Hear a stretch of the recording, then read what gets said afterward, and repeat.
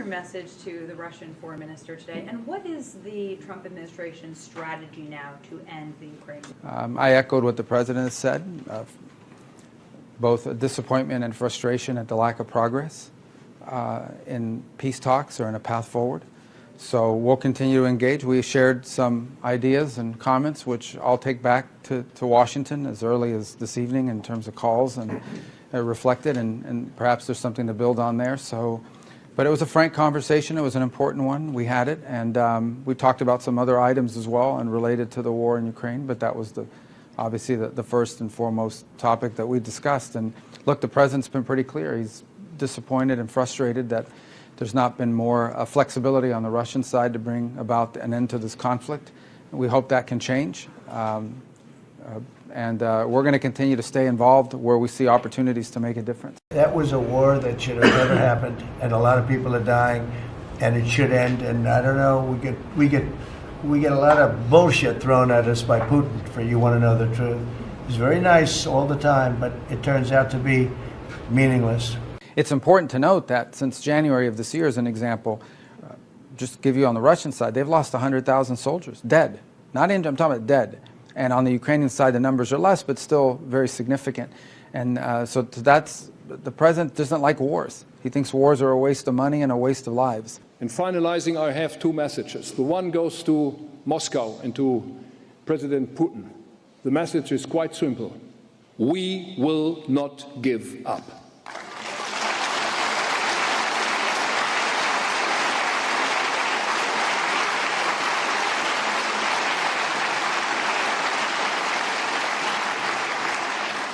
And dear friends, my second message goes to Washington, D.C. and to President Donald Trump. Stay with us and stay with the Europeans. We are on the same page, and we are looking for a stable political order in this world. We are both, the Americans and the Europeans, are part of with us. Stay with us on this side and on this page of our common history. Many thanks, dear colleagues and friends. Hello, ladies and gentlemen, and welcome again to Syriana Analysis. I'm your host, Kevork Almassian. Thank you very much for tuning in to the 13th episode of Cold War 2.0 with our dear friend, Tarik Cyril Amar. How are you doing, my friend? I'm fine. How are you, Kevork? I'm doing great, and I apologize from the viewers for torturing them. They're telling me that don't torture us with these videos, and they don't want to hear. But we have to listen to what Trump and Marco Rubio and Friedrich Merz say about Ukraine. Sometimes they could indicate what they are intending on doing in Ukraine. That's why I want to listen to the content of this type of statement, especially that it seems there is some sort of a shift in the narrative again from the American side. They are not satisfied with Russia. Tarik, what are the expectations of the United States to begin with during these talks that they're holding with the Russian side? Why the American side is disappointed? And what could satisfy the United States in this case when it comes to Ukraine vis-a-vis Russia? I believe that this is an old problem, and we've talked about it a little bit before, so I won't go into too many details.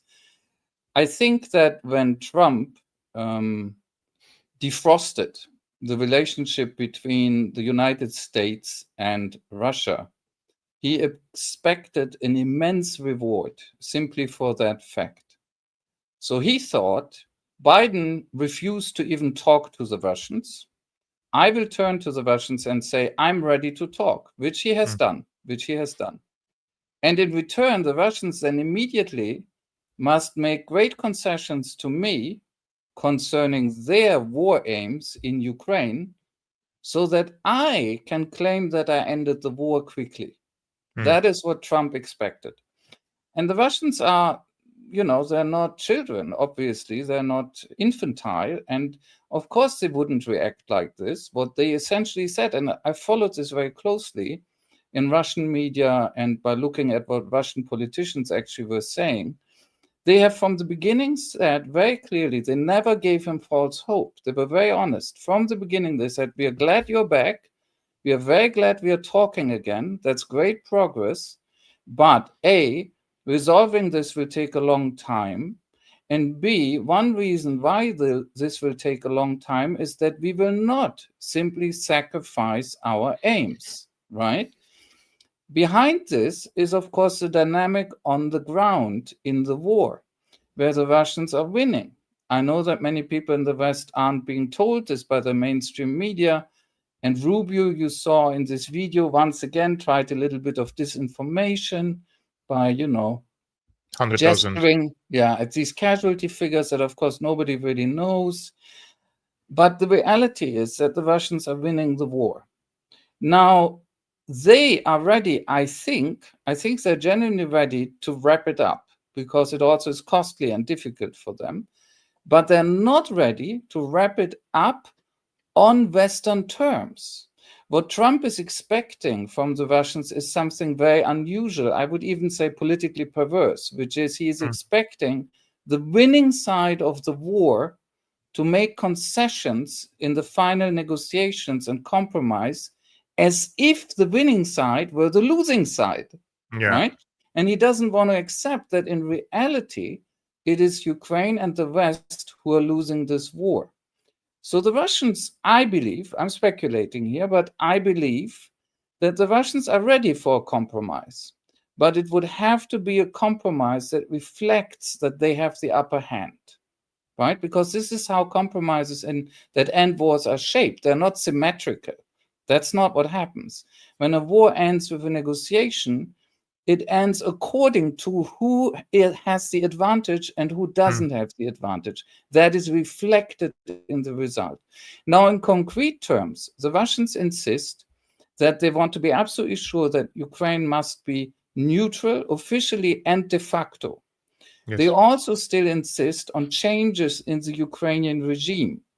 The Russian term for this is provocative, and we don't like it in the West, and I think the Russians didn't choose a good term. But they call it denazification. But what denazification really means, if you unpack it, if you like the term or not, is changes in the Ukrainian regime. Yes. And then the other thing they want is certain guarantees for Russian speakers, roughly speaking, I'm simplifying, inside Ukraine. And then finally, they want to demilitarize Ukraine. That is, they want Ukraine with weak military forces. That's a big package. That's a big package. I am not saying that they wouldn't give way on one or maybe two of these points, a little bit or much more, I don't know.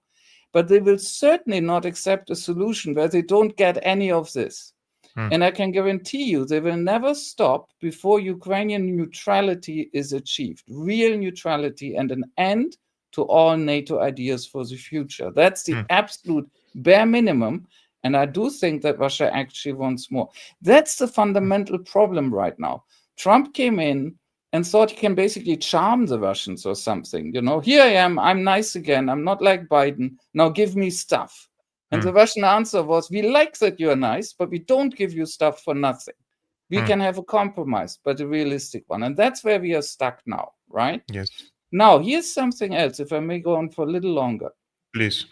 Because you also brought in Merz, the German chancellor. I was going to follow up on this. Yes. Who is a man of amazing short-sightedness. Merz is fascinating. He thinks he's intelligent. He's the opposite. He's an extremely rigid and limited mind. And he's walking together with some other Europeans into a huge trap. And the trap is the following. I can explain it to you very precisely. Trump doesn't want to end up losing Biden's war. So Trump doesn't want to just shut it down and then be accused that he did like another Afghanistan retreat, like Biden did after Trump went out of office. So for Trump, what looks advantageous is that he hands it over to the Europeans, stupid Europeans like Merz. And these stupid Europeans then continue supporting Ukraine for a year or two or half a year, how long it takes. And the result is the following. Trump will have left the war, right? And then the clock is ticking, ticking, ticking. Now it's a European baby that they are holding. And then when it's finally, irretrievably and obviously lost in a way that nobody can deny anymore, everybody will already have forgotten that this was an American initiative. It will have become a European thing. Yes. And the Europeans will be the ones who will lose the war together with Ukraine in the end. And the Americans will have absconded. They're already gone. If you want, you can think about this as you remember what Nixon and Kissinger did in the Vietnam War when they wanted out, right? How cynical they were. They invented the theory of the decent interval, which meant we want to get out of the Vietnam War. We want to drop our client, South Vietnam, but South Vietnam has to last for a few more years after that. We know it will be defeated, but these few years will be the interval that allows us to say, hey, it isn't us anymore, it's just the South Vietnamese who are getting defeated. The so-called decent interval. And what I'm thinking is that what Trump is now aiming at, I'm not saying he's going to do it in the end because Trump is changeable, but one clear option for Trump is that's shaping up there is he's going to Europeanize the war, the way that Nixon and Kissinger Vietnamized the war. That's what they called it. He's going to Europeanize the war. The Europeans will buy the arms to give to the Ukrainians from the Americans. They're already starting. The Germans are already starting. The Europeans will hang in there for a little more. Russia will defeat them. And Trump has walked away a long time before that happened. I think this is one playbook that is now happening on the American side. And how the Europeans can be so stupid that they don't see this danger, I do not know. Don't ask me. I will follow up on this. I just want to thank our friend Red Access for moderating the live chat and also blocking some of the trolls. Look, yesterday I had a friend from the United States. Today I have Tarik with me. And in this live chat, guys, you are 100% free to agree and disagree with us. Keep the skin color out of the discussion. If you come to my show like yesterday, one person came and started insulting the guest because he's black. I kicked him out. No. And well done.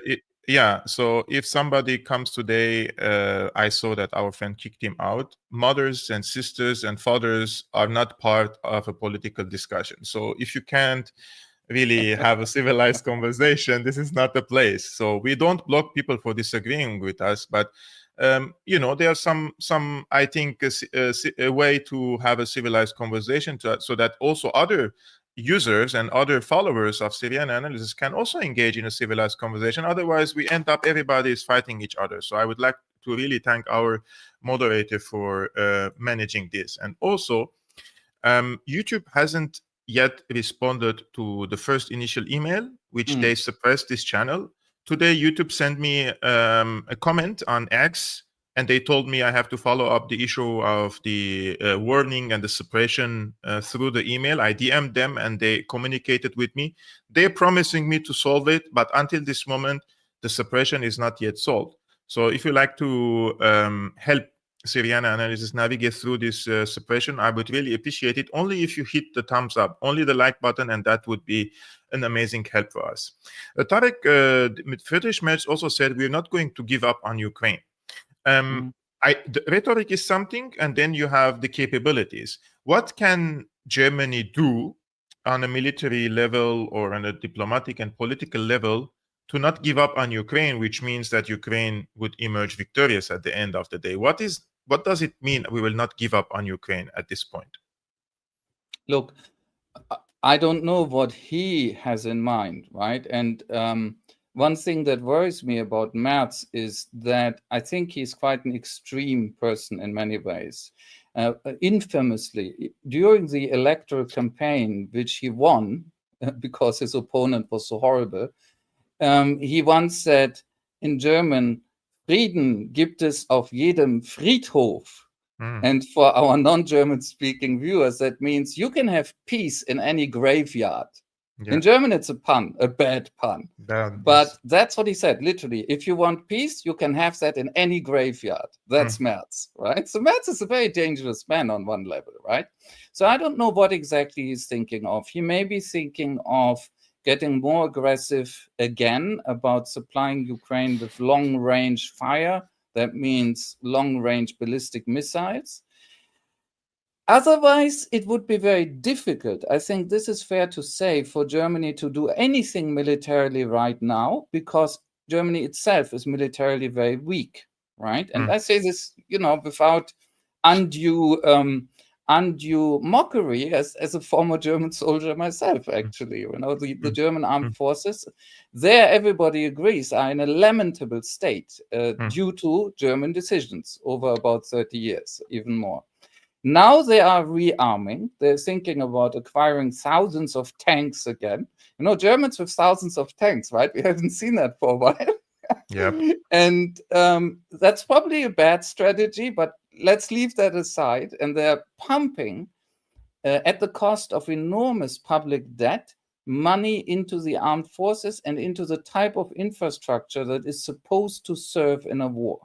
Yes. Now, all of this is also meant to take years, right? At least 5 to 10 years until it's really online. So up until then, I can't see a military option for helping Ukraine. Of course, that is as long as Merz and his people remain, I wouldn't say rational because they aren't rational, but as long as they still accept any rational limits. One never knows whether they will do that. Otherwise, you have eternal sanctions warfare against Russia, right? Together with the EU. And I'm sure that they want to continue this, although it is ruining Germany, right? And it is also having a hefty impact on other European countries, but they are totally fine taking this damage. And then again, they will also probably want to ramp up ideological warfare, which they call the fight against Russian disinformation, right? Where they go after critics, by now any critics of any Western policy, including Western complicity in the Gaza genocide, Yes. and simply claim that if you criticize us, your only reason can be that you're doing it on behalf of Russia, and therefore we sanction you and destroy your existence by economic means. This is already happening. They probably are looking toward making that even worse. That's something he can do. But once again, it doesn't hit Russia. Now, in terms of what they can do in square quotes for Ukraine, because it's not really benefiting Ukraine in the end, they can pump more money in, especially at the cost of going into more debt. They can buy more arms, Patriot systems, for instance, as they're doing already from the United States, hand them right over to Ukraine, and so on and so on. But what this will mean in the end is that Ukraine will keep fighting, losing more people and more territory, and it will still be defeated in the end.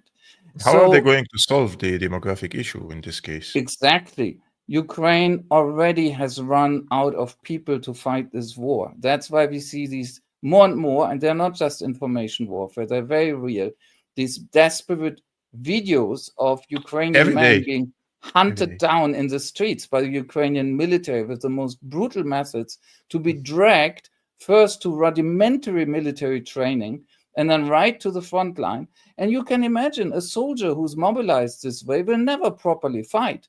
All you can do, this is the perversity of this whole operation, you can force somebody who really for good reasons doesn't want to fight to be exposed to enemy fire and die. That's what you can do. And if that person is very lucky, they are taken prisoner before they die, right? But they will never fight properly. You've picked, by definition, somebody who will never want to do this, right? Yes. So that's one effect. What they can do is they can support Ukraine into greater misery. This is what this will boil down to, if they go ahead. One of our friends says he got a brain injury caused by the 2 short videos at the beginning of this stream. One of which is because of Schmerz. He's calling. By the way, guys, the issue of the potatoes also is coming. I also divide the stream into structures, so we start step by step and one more topic, and then afterwards we come to the potato issue, because some of you are asking why aren't we discussing the potato issue yet, which is coming.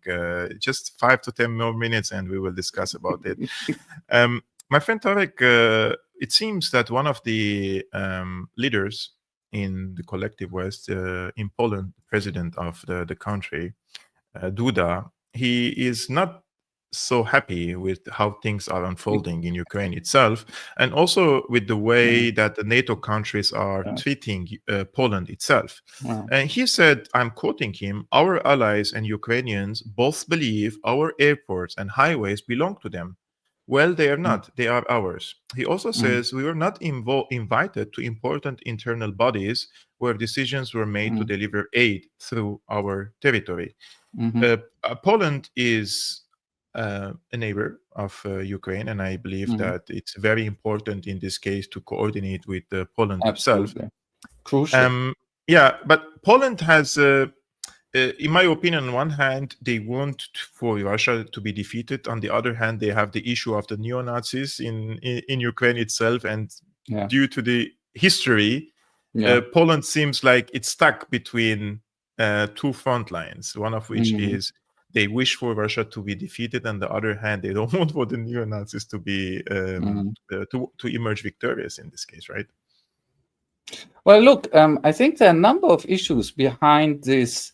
When you look at the, I've actually watched the clip with Duda saying this, right? Yes. And I know enough Polish to understand him talk. I can't talk Polish, but I understand a lot, right, from my research.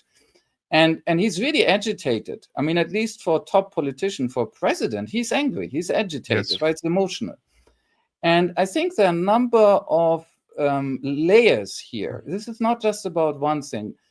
One layer has to do with the base and airport of Rzeszów.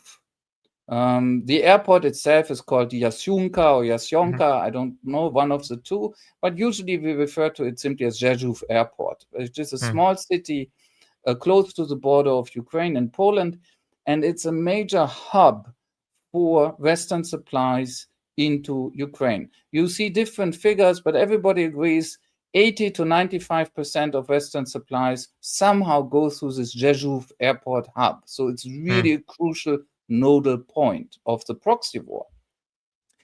And one thing that happened is that the Americans under Trump in April announced that they would retreat essentially from Rzeszów.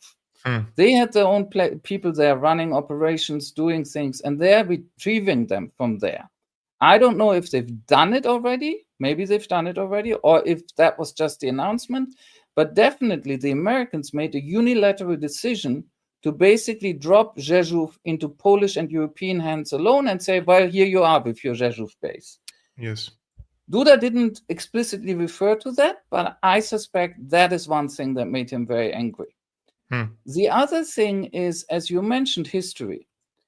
In World War II, between 1943 into even 1945, a lot of people think it stopped earlier, but it went on into early 1945, Ukrainian ethnic nationalists who had a fascist ideology, actually, they were very, very close to fascism. I see them as fascists, conducted deliberate ethnic cleansing and massacre operations against Polish civilians on a mass scale in territories that are now Ukrainian, And the aim of the Ukrainian nationalists in doing that was classical ethnic cleansing. The idea was that the Poles didn't belong there, in their opinion.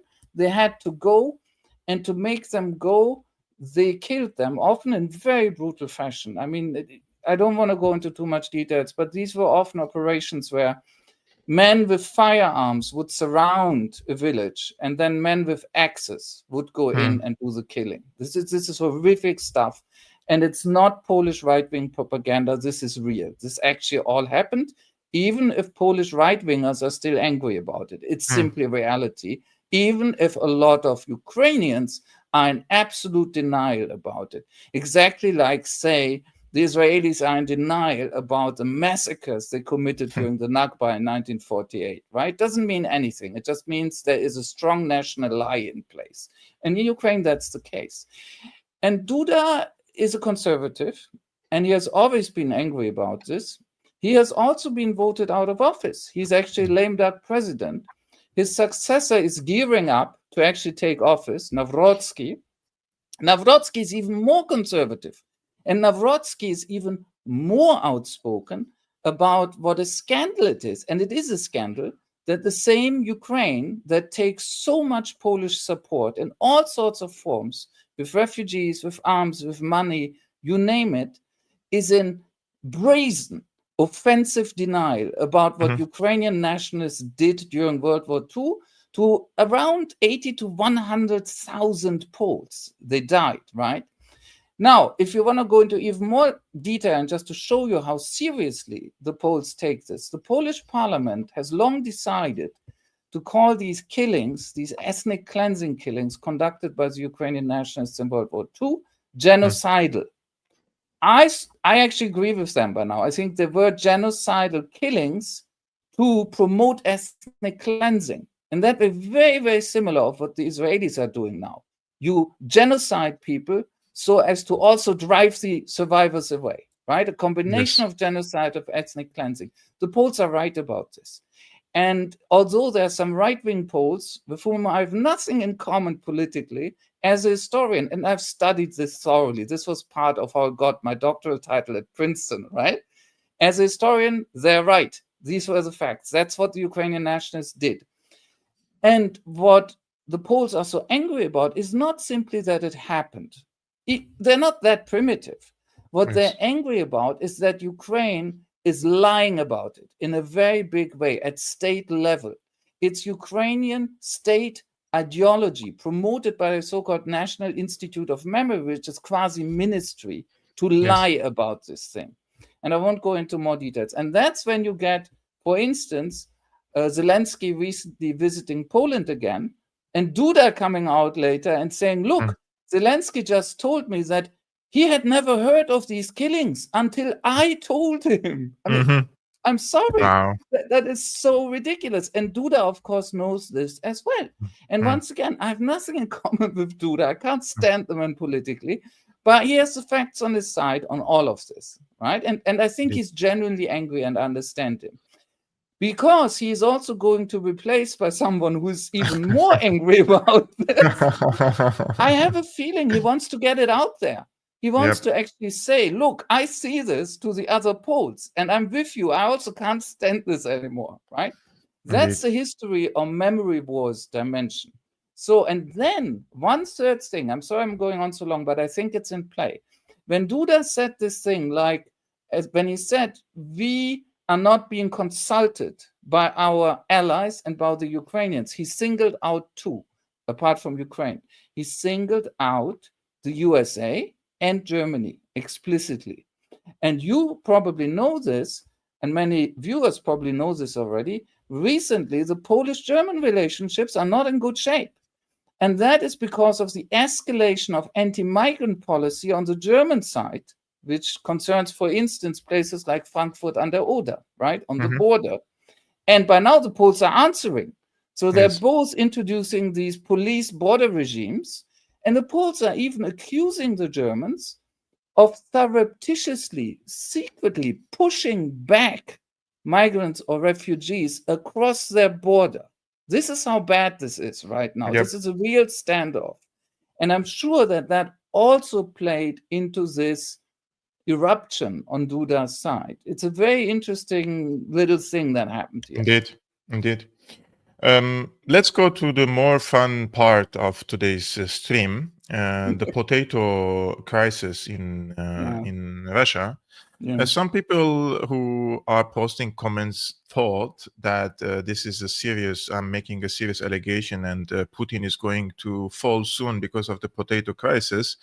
But this is a literal article, guys. Like, I brought the article from the Telegraph. It's not like I'm making up things.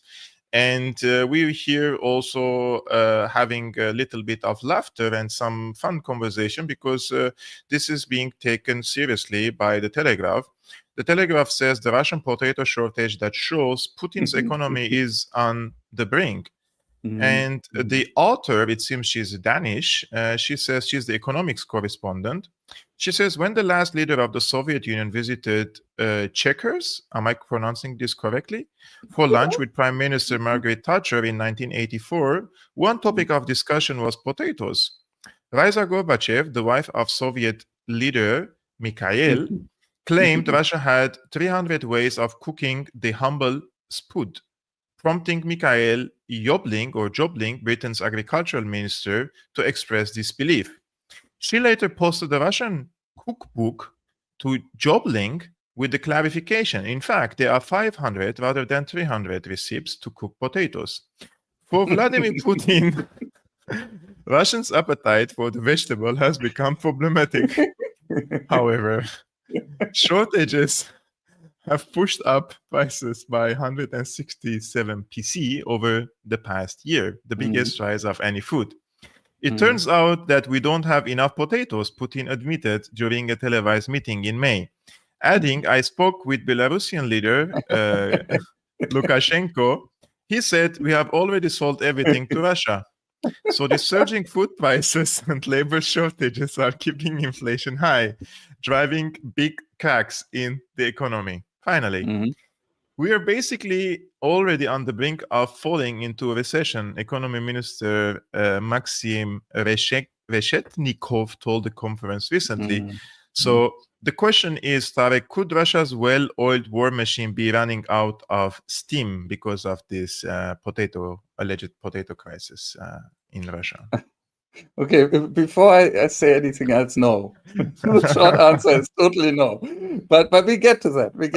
I'll say more about this. But I have to say, I mean, the beginning of the article with Raisa Gorbachev telling this British agriculture minister that they have like 300 ways of cooking potatoes and the poor Brit can't believe it. I mean, you have to understand, look, I've lived in Britain for 5 years in my life. I used to like Britain, right? Before they were completely insane, like now. I still like Britain. I just hate the government, the upper classes. But look, you have to understand, the only food that the poor Brits can really eat is Indian, right? Yeah. British English cooking. I'm sorry. I mean, it's as bad as everybody says. So when a Russian comes and tells a British person that we have 300 different ways of making potatoes, that poor British person thinks, well, we throw them into water without salt. What else can you do, right? That was a classic cultural misunderstanding. Okay, back to the issue. Here's the thing: the article is actually much better than the headline, right? Yeah. Because when you read it's a long article, and when you read the rest, it's a much better discussion, and it's actually not saying what the headline is saying. What the article really says, I think, I read the whole thing, is that it's much more likely that Russia's economy is resilient. That's what the article really says, right? It's a classical clickbait propaganda headline, right? It contradicts the content of the article. So why is that the case? The reason why Russia's economy is resilient and is not on the brink is that it's not what a lot of people in the West have claimed. It is not a pure war economy, right? You find this again and again in the West, that somebody will say Russia is running a war economy. And that is not true.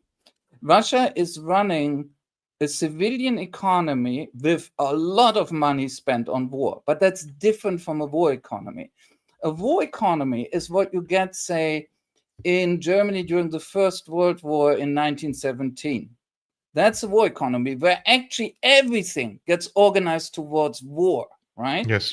And most ordinary market forces and all that stuff actually is being either distorted or out of the window at this point. That's not at all what's happening in Russia. Russia still has a very capitalist economy. I'm not happy about it, don't get me wrong, but it is what it is.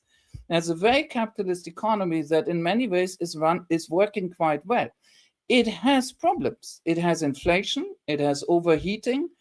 There could be labor shortages at some point, but it also has strengths. For instance, the whole issue of import substitution has worked remarkably well. Remember that when the West began its economic warfare against Russia, I mean, they began even earlier, but when they began really escalating it massively in 2022, a lot of Westerners and economists who should have known better came out and said, now it's only a question of like weeks, maybe months, and all of Russia crumbles. They cannot possibly live without us. You pull out our imports into the Russian, or exports into the Russian economy of spare parts, of high tech, of this and of that. And then all of their supply chains break down, the manufacturing lines break down, they just can't do it. Yep. And the opposite has happened, and that was predictable because Russian society is sophisticated. It has a very high degree of education. And the Russian state, again, I'm trying to explain this to people, they never believe me. The Russian state is actually very capable, and not for the first time, right? Stop reading Gogol. Gogol was a satirist. He wasn't describing reality to you, and not Saltykov-Shchedrin either. Look at history. The Russian state has a lot of inefficiency, like a lot of states. But when it counted, the Russian state, under different types of regime, Tsarist, Stalinist even, right, has had the capacity for enormously powerful, effective action. With all the waste and all the other stuff, the Russian state can solve problems when it must, and it will. And the Russian state we are seeing now is actually a particularly competent one. This is a very competent state. This is a much more competent state than what the Germans have. I mean this literally, right? When you think in terms of apparatus, ministries, administrations, experts who work for the state, I believe Russia has a more competent state than Germany now, and definitely than the US. Indeed. And these things have come together and gelled. And what it has meant is that Russia has coped. And it is still coping. And my prognostication is it will cope for years if it has to. It's not easy. It has a cost. And therefore, maybe there's an incentive for the Russians too to change things if the West finally gets realistic about a compromise. Yep. But one thing that is not happening and has been predicted now since 2022, Russia will not topple over any brinks. Forget it. It will not break down economically. Even if, let's add one more thing, as you know, we are now getting talk again about Lindsey Graham's super sanctions package, being used by Trump. And it's a bit complicated. Trump is also saying, I don't know, maybe, maybe not, out of the deal and all that stuff. And also saying, even if I use it, I want to make exemptions. But we all know that the idea behind this sanctions packet developed by Lindsey Graham and his people, of course, is to have bone-crushing sanctions. Yep. So the advertisement here, the slogan is, all those sanctions, the 17, 18 rounds of sanctions of the European Union, that's just European stuff. You know what the Europeans are like, they're pussies, right? Now we come with real American sanctions. With the super sanctions, and then next year with the ultra and max sanctions. Exactly. And the Russians have already said very calmly, if you try this, it will also not work. And I think they're absolutely right. It will not work. It will do a certain amount of damage. The Russians will adapt, their partners will adapt, and yet another sanctions packet will have been futile. There is no economic warfare victory for the West. It doesn't exist as an option because Russia is Russia. That's the problem. Some people are saying that Russian vodka is prepared by wheat and not potatoes. Some others say no, it's by potatoes and not wheat. I don't know. I'm not an expert in vodka. I can tell you. Okay, so Russians make vodka out of potatoes and also out of wheat, and they use even other things for something that they call samagon. And samagon is when you distill your own stuff. It's moonshine in American English, right? And samagon goes up to 90%, which is when you should definitely stop drinking. Wow. But one thing you have to understand one very important thing about Russia. This old stereotype that the Russians are heavy drinkers is completely wrong by now. Completely. Russians actually by now drink very moderately. Partly this has to do with state policies. Partly this just has to do with lifestyle changes, And especially the hard spirits have massively declined. Russians drink less and less hard spirits. They're much more, if at all, into beer. They have another story. One of the companies that was affected heavily by sanctions was Baltica. Baltica is the Russian beer maker, and they're pretty good. We used to drink it in Syria back then. Yeah, The Baltica is Baltica beer. good. Baltica is Yeah, good it was stuff. really good. No, they can compete with any German brewery. Absolutely. Yeah, indeed. But here's the thing. Baltica, before the big economic warfare by the West, was actually run by, I think, a Danish or some sort of European company, right? Mm. They went out, the Russians took over completely, and Baltica has gone from success to success ever since, right? So that's the beer thing. So if Russians drink, it's much more likely to be beer now. So also wine. The hard spirit thing, this old prejudice or stereotype, there was something to it at certain periods in Russian history. I'm not saying there was no truth to it. There was something to it. But right now, in modern Russia, as it is now, the absence of enough potatoes will definitely not cause a vodka problem because they don't even want vodka that much anymore. One of our friends is asking me if I used to work as a bartender in Syria. No, I haven't worked as a bartender in Syria, but we had the options of beer, and Baltica had 3 options in Syria. One was, I think, 3%, the other one like 6%, and there is one like 9% alcohol. And believe me, that was really hard. You wouldn't like to drink 2 bottles, you already get drunk, right? It was really, really strong back then. But so the potato issue is solved, guys. I hope you're happy about this solving of this very important and geopolitically urgent situation in Russia vis-a-vis Ukraine, and whether Russia's economy will crumble soon because of this alleged potato article. Not happening. Yeah, not happening, Not as you said, Tarik. Let's move, Tarik, to an issue which is darker than the ones that we have discussed, and that is what is happening nowadays in Gaza. And I came across an article in Haaretz, and Haaretz editorial they have published this article says Israel wants to build the most moral concentration camp in the world. And this article is critical of the Israeli government. They say, for Trump's attention, when the person submitting your name as a candidate for the Nobel Peace Prize is promoting the construction of a concentration camp into which the entire population of the Gaza Strip will be herded, with no ability to leave unless people choose to immigrate, it is not clear whether he is being a sycophant or sabotaging your candidacy. The support given by Benjamin Netanyahu to the criminal plan being promoted by Israel Katz, the defense minister, involving the construction of a, quote, humanitarian city, unquote, on the ruins of Rafah, which would incarcerate all the enclave's residents, is a moral and historic nadir for the state of Israel and the Jewish people. It appears that in Israel they believe that it is sufficient to attach the label humanitarian to convert every act into a legitimate one, just like the term the most moral army in the world. In Israel, you are not allowed to make comparisons, and when you do compare to benighted periods, something always goes wrong in the translation.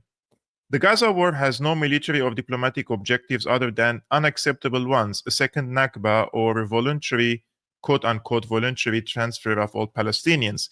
This war must be stopped immediately. The hostages must be brought back and the army must withdraw from the enclave. Control must be transferred to the Palestinian Authority within an Arab international framework, and the rebuilding of the Strip must be allowed to begin. There are so many things in this article, Tarik. Can I say one thing? Just before I forget it. Haaretz is a very, as you know, is a very complicated thing, because on one side, inside the insanity, the evil insanity that is Israel, Haaretz stands out as less insane and less evil. But of course, Haaretz is also often very surreptitiously dishonest. And even in this article, when you look at the very end where they say the army, that is the Israeli genocide army, must retreat, and then the Palestinian Authority must take control, that's already, once again, Israeli imperialism, because that's not for them to decide. And actually, the last people who used to be in control based on elections in Gaza is Hamas. Actually, it's Hamas. And Hamas has waged a resistance struggle against the Israeli genociders. It Hmm. takes an incredible arrogance on the side of a liberal Israeli to then say, oh yeah, sure, we want to stop the genocide now, but then we decide who's going to run your enclave afterwards. We still decide. That's Haaretz for you. Very typical. But let's get back to the actual issue, which is this so-called humanitarian city, right? Obviously, they're right about this. It's a concentration camp, right? And the irony is that Gaza itself, and long before this particular genocidal war, has been a concentration camp. And famously, an Israeli sociologist, his name escapes me now, but he's really quite famous, acknowledged this in like 2001, 2003, very long ago, and is literally on record saying Gaza is the greatest open air, and he didn't say prison, he said concentration camp in the world. And he was strictly right. This was empirical. Was a concentration camp already, which is why I find it so bizarre, when you get like the UNRWA Commissioner General, right? UNRWA has suffered enormously from the Israelis. Hundreds of UNRWA personnel have deliberately, I assure you, been slaughtered by Israel because cutting off UNRWA is part of their starvation strategy, right? Because UNRWA was getting food into Gaza. So the head of UNRWA, Philip Lazzarini, commented on this plan of the so-called humanitarian city. And he said, this would de facto create massive concentration camps at the border with Egypt for the Palestinians. No, it wouldn't create that. Gaza has been that. Gaza has always been a massive concentration camp, right? Since at least the early 2000s. He doesn't seem to have processed that yet. And what we have really seen is that Gaza has been turned from a concentration camp during this genocide into an extermination camp, right? And now there is a plan to set up another concentration camp in the extermination camp, right? And as we said before, when we talked about what Ukrainian nationalists did to Poles in World War II, the strategy is very, very clear. And people have seen this from the beginning. I've seen it, but I'm not the only one. A lot of people have seen this. It didn't take genius. The strategy of the Israelis from the very beginning has been to use genocide to promote ethnic cleansing. So we will massacre you in a genocidal fashion every day until the rest of you agree to leave voluntarily. Voluntarily, right? And the way station in this scheme now is supposed to be this humanitarian city. That is its real place in Israeli schemes. And they're very clear about it. When you read a little more about what they've said about it up until now, the basic idea is not just to get 600,000 people in there, but everyone. And when we say the population of Gaza, we should also say the surviving population of Gaza, because it is absolutely sure that the Israelis have killed many more than the official 58,000. That is not a realistic figure. It's a very conservative figure, which is produced by the Gaza Health Ministry, which is actually very, very conservative. They're not exaggerating. They're constantly downplaying because they are very conscientious about how they try to count the dead. But we know from other studies, very good studies, that we have to assume that we are at least above 100,000 now, right? And only in the future will we have a full account. But a big proportion, a big share of the people who lived in Gaza at the beginning of this genocide are already dead, right? So now the survivors are supposed to be crammed into this de facto camp. And everybody who's outside, and you can already see this in Israeli statements, everybody who's then outside will become a target. By definition, free fire zone all around the camp. That's what this means. We push them into the camp, and we tell them at the same time, and those who do not want to go in there, we have to assume then that you belong to the resistance, and that means we will kill you. Yeah. That's exactly how this is supposed to go down. Wow, that's so horrifying, Tarik. And then the only way out of the trap of the camp is supposed to be to leave. And once they have left, once they've been totally ethnically cleansed, that's when we get to the next step, which is rebuilding the territory for Israelis and international capitalists. That's when we get to these Trump Riviera, Gaza Riviera plans. That's when we get to the criminal plans of the Boston Consulting Group that Tony Blair and his foundation have also been involved in, of course. Yeah. Oh, Tarik, first of all, guys, as you may know, this is a weekly show. We do it every Friday with Tarik. It is called Cold War 2.0. And Tarik publishes his opinions and articles also on his own Substack. I'm just checking now. It's amazing. He has over 3,000 subscribers on Substack itself. Followers. I don't know. Followers, yeah. And so, guys, as you see, this is the link scrolling on the screen, substack.com/@Tarik Cyril Amar. Also, the link is in the description below. If you're on Substack, please follow him and support his work because he's doing an amazing job. And this week or yesterday, he published an article about Albanese and the sanctions imposed on her by the US. And I would like to show you this article just as a screenshot here, called Instigating Murder.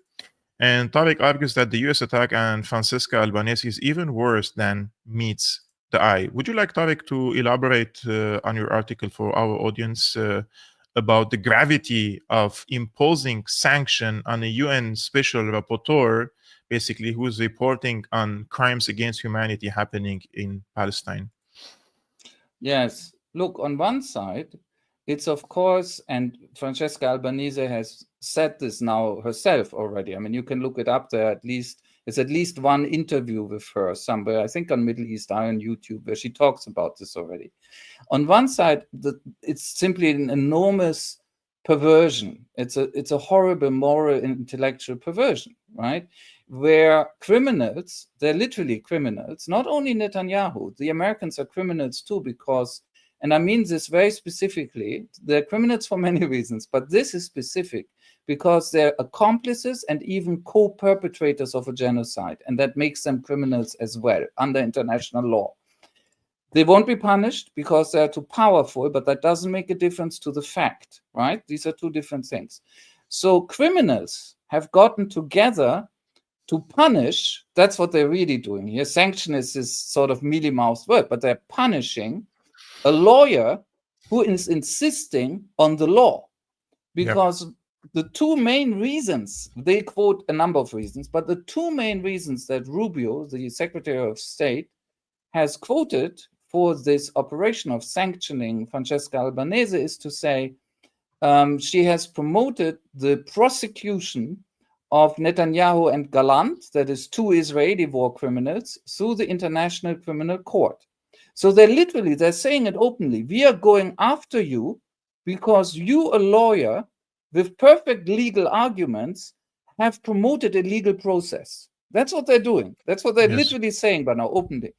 This is the same America that, of course, is also sanctioning the International Criminal Court itself and its members, right? So this is par for the course for them.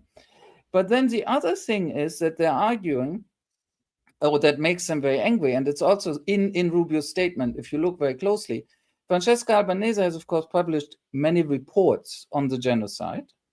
And the last report she's published, and I've read most of it by now, it's very, very substantial. You know, it really deserves careful reading. It's crammed with facts. It's a brilliant research piece, among other things. But the last report she's published is specifically on the economic side of this genocide.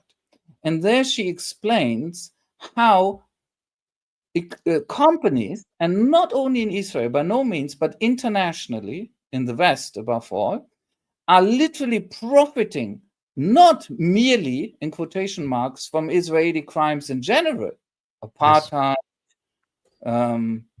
war crimes, crimes against humanity, but specifically from what we often call the crime of crimes, namely genocide. She explains this in detail. And she names companies. She names companies. And when you read Rubio's thing, there is a line in it like, we won't accept a tax on our economic interests or something like that, or on our businesses. It's very clear that that made them very, very angry. There is a specific reason for this. Because under international law, there is a history to this, but I won't go into it.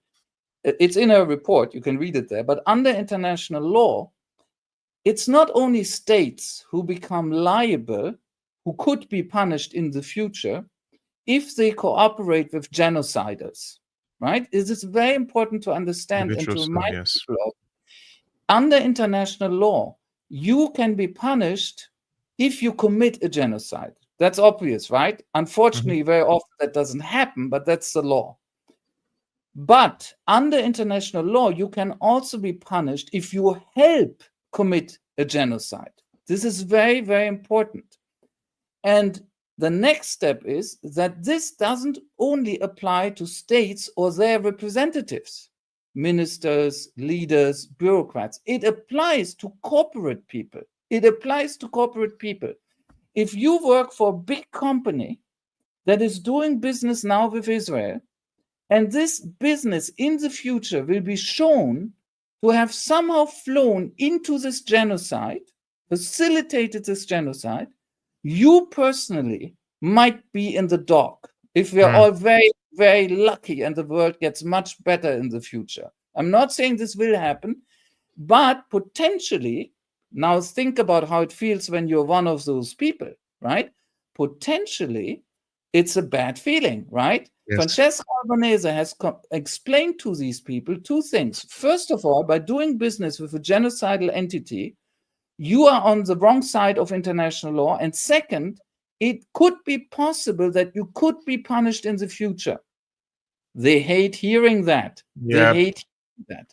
And I think this has to do, and I'm not the only one who thinks this, I think this has to do with the timing of this attack on her. It's not the first American attack. They've attacked her before, but it's the fiercest American attack. And that probably was the trigger. Indeed. Let me add, sorry, I never answered your question. The final argument of my article is, this is not all, because we all see how perverse this is, but we overlook one thing. By sending this signal, I think that the American administration has set her up to be a target of murder by Israelis. I really think that. The Israelis have a record, an empirical record. They have killed over 300 UN staff during this genocide. They have killed over 300 UN staff during this genocide in Gaza. The UN itself keeps quiet about this, but that's a fact, right? Guterres, the General Secretary of the UN, has kept quiet about it. He's never attributed these killings. He's never said who did it. He's a coward. And he's he's also said nothing about what happened to Francesca Albanese just now, which is very He's busy shaking hands with Jolani. Yes. So the Israelis can kill UN representatives. They've done it. And in 1948, they murdered a very high individual one, right? Volker Bernadotte. So they have a tradition of murdering UN representatives. And the Americans know this. And by sending this signal and essentially saying, oh, this Francesca Albanese, she's almost sort of an outlaw already. They're signaling to the Israelis that, you know what? Maybe you can have a go. That's a reality here as well, as horrible as that is. Wow, I really hope that Francesca would not be harmed. However, I will never rule out. I will not rule out that they would harm her, because the facts she is presenting, the solid documentation in the documents itself, plus when you listen to her when she speaks, she influences people's conscience. Like, it's quite clear that she's coming from a good place, you know. And she's a good-hearted person. She's a good-hearted person, and she's shaping the sentiments, let's say, around the world. And people, when they watch it, they run into tears, you know. So I think, I think she's really hurting the people who support Kevork, may I say one thing? And this is actually, now that I think of it, this reminds me of something that you have often pointed out and about which you're right. There are people that are incredibly important to resisting Israel. And Israel, I don't know if they're literally irreplaceable, but they're very, very important. They're strategically important. And Israel has a tradition of identifying and murdering these people. If it's armed resistance, if it's intellectual resistance, if it's even cultural resistance. They've murdered poets in the 70s already, right? Israel has a tradition of trying to hit the head of any resistance and criticism. And so anybody who becomes as important as Albanese is a target for them already. And again, that's why I think it's so immensely criminal what the Americans have just done. But then they are criminals. The Trumpists and the others, the Bidenists, are criminals. Oh, I wanted to end up this conversation with a more positive note, but unfortunately, this is the bitter reality of the matter. And from my side, I express my solidarity with Francesca Albanese, and we don't know how to support in such cases because these dark intelligence apparatuses in these dark rooms, they are so capable. I'm sure they're following her. I'm sure they're spying on her. I'm sure they're doing lots of things to her. I'm sure they're putting cameras in her hotel rooms, and they're after her.